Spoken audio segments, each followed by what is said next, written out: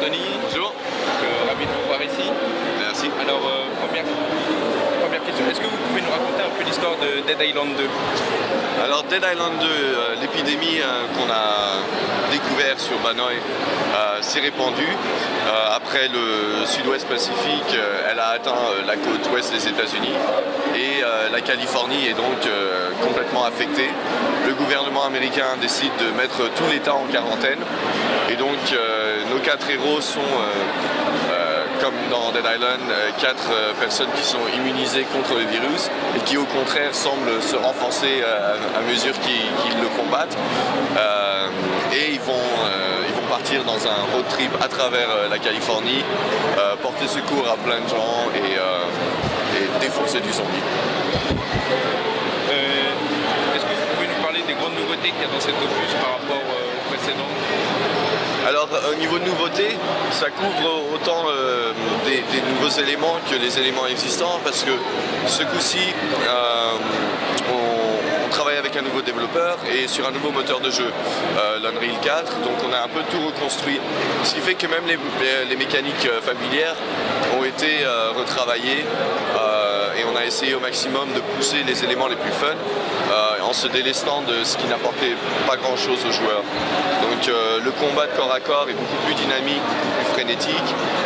Le système de craft a aussi été allégé, il n'y a plus besoin de faire des allers-retours à l'atelier pour construire ou réparer. On peut le faire sur le terrain.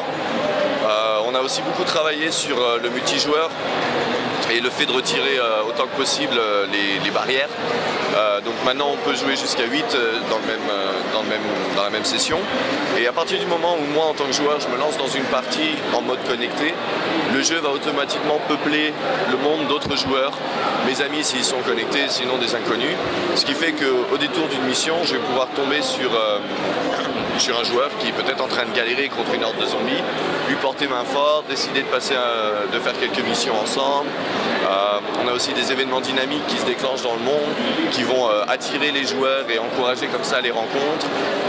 Et certains de ces événements vont donner lieu à des situations de joueurs contre joueurs, où tout d'un coup, toutes les amitiés et les alliances ne tiennent plus et les gens se poignardent dans le dos pour être celui qui va obtenir le loot. Mais toujours avec cette idée que c'est tout au choix du joueur.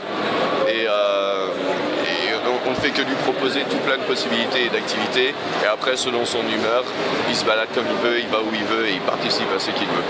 Et au niveau de la carte, elle serait plus grande que dans les précédents opus? Au final, je pense que ce sera plus grand parce que je ne sais pas si vous avez eu l'occasion de tester la démo. Ce qu'on voit dans la démo, ça représente 5 à 10% de la carte de Los Angeles, sachant qu'on a aussi San Francisco et d'autres lieux de Californie. Donc on a un monde assez étendu. Quelles ont été vos inspirations pour ce deuxième opus? Des films, des séries?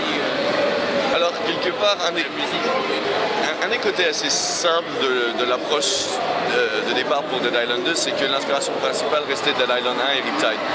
L'idée étant que on avait eu ce jeu qui essayait un peu différentes choses et toutes n'avaient pas nécessairement fonctionné.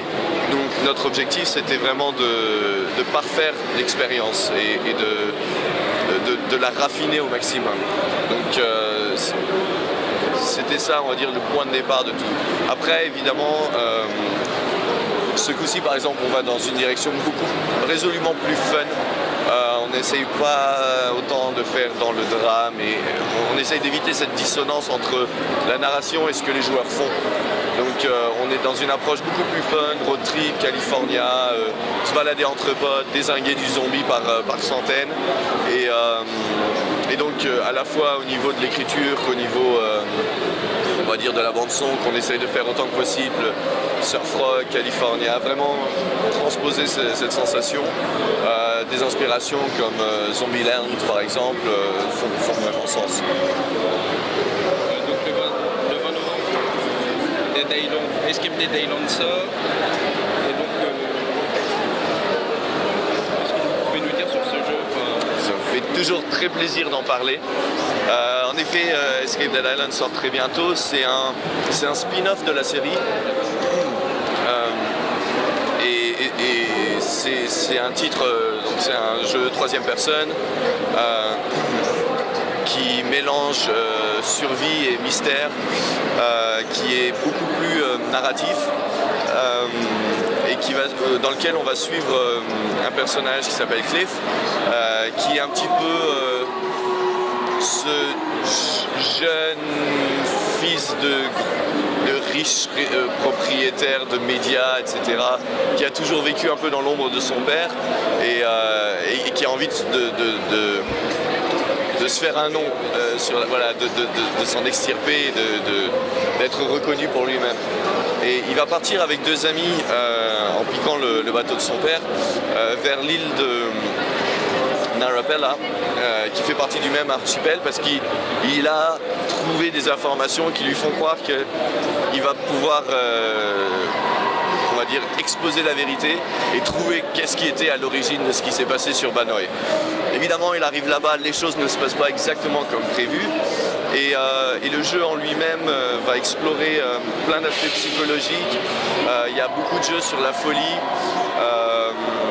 et en suivant les aventures de Cliff, à la fois Cliff et le joueur se demandent qu'est-ce qui est réel, qu'est-ce qui ne l'est pas, et ça crée une aventure vraiment assez, on va dire, originale, mais qui aussi, à travers l'histoire et à travers les informations qu'on va découvrir dans le jeu, vont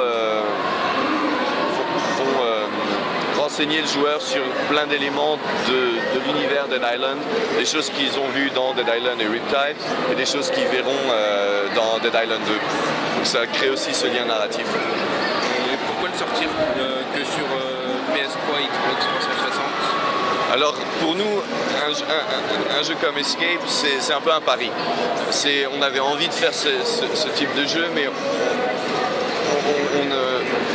on n'a pas de précédent quelque part. Donc, et on ne peut évidemment pas juste se reposer sur le nom et espérer que ça fonctionne.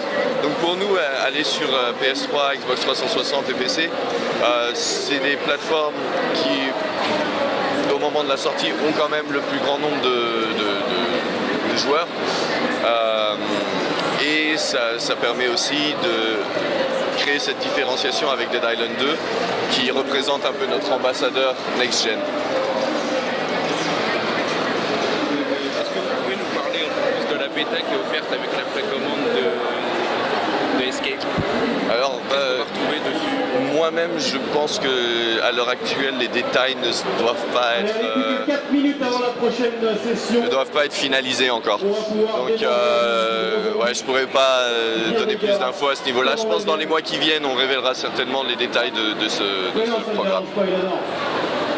Est-ce qu'on va retrouver ce qu'on a vu ici à la Paris Games Week ? À mon avis, on verra certainement quelque chose de beaucoup plus évolué. Ce qu'on a là en démo, c'est une pré-alpha. Donc on a déjà dans nos bureaux, on est beaucoup plus avancé que ça.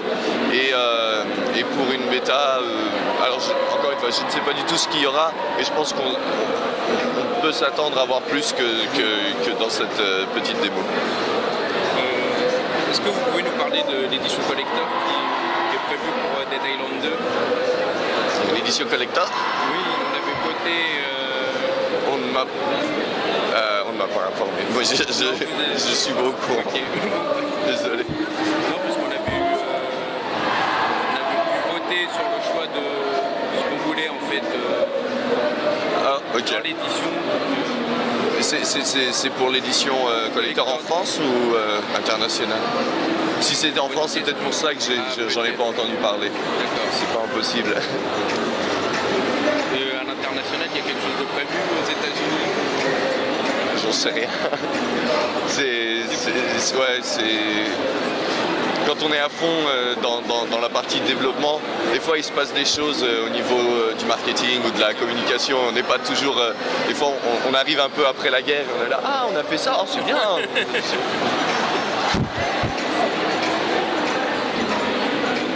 Deep Silver et Koch Media s'associent pour la lutte contre Alzheimer. Est-ce que vous pouvez nous en parler un peu plus ? Je pense que là, ce sera l'équipe marketing France qui pourra nous en dire plus. Et dernière question, est-ce qu'on peut espérer un Dead Island 3 ? Pour l'instant, je crois que tous les efforts sont tellement focusés sur Dead Island 2 que je pense que personne n'essaye même d'y penser déjà. Par contre, on espère vraiment que Dead Island 2 fera très bien. Dead Island, c'est quand même une des franchises les plus importantes pour nous. Et donc on croise les doigts. Et si tout se passe bien, alors tout est permis, effectivement. Pourquoi pas le faire commencer à la Paris Games Week? Pourquoi pas? Pourquoi pas? Merci beaucoup. Merci beaucoup à toi. Merci. On va faire